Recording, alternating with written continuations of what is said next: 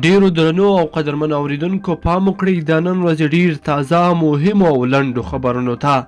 لومړی خبر: ولسمشر غني وایي طالبانو له افغان امنیتي ځواکونو سره په مخامخ جګړه کې ماته خوړلې ده او اوس یې پر ملکي وګړو او عامه تاسیساتو بریدونه پیل کړي دي چې تازه جنایت یې په کابل ښار کې د کابل پر مرستیال والي محبوب الله محبي ترهګریز برید دی. ولسمشر غني دغه برید په کلکو ټکو سره غندلی دی.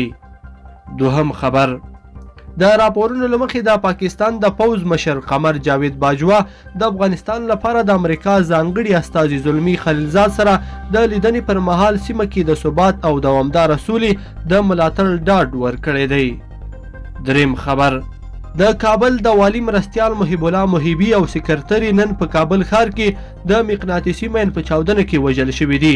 نن سهار د کابل ښار څلورم مقریان سیمه کې د کابل د والي د مرستیال پر موټر د مقناطیسي مین چاودنه شوې چې له امله یې د نوموړي په ګډون د هغې یو سکرتر وژل شوی او 2 ساتونکي ټپیان شوي دي.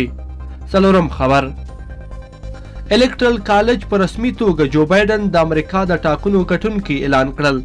سره له دې چې د شمیرو له مخې بایډن تر ټرمپ مخکې و، خو الکټرل کالج په رسمي توګه هغه د 306 الکټرل کالج رایو په اخیستلو سره د امریکا منتخب ولسمشر اعلان کړ.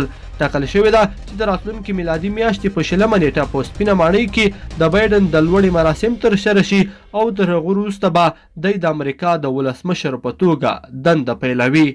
پنځم خبر: د روسیې ولسمشر ولادیمیر پوتین د امریکا منتخب ولسمشر جو بایډن ته د ټاکنو د ګټلو له امله مبارکي ویلې ده. د امریکا د الکټرل کالج لخوا د جو بایډن د بریا تر تایید یوه ورځ وروسته ولادیمیر پوتین نوموړي ته مبارکي ویلې ده. لیدونکو په دې هیله چې د نن ورځې دا خبرې ټولګه مو تر پایه لیدلې وي، که مو دا ویډیو خوښه شوې ویډیو لایک کړئ او چینل سبسکرایب کړئ.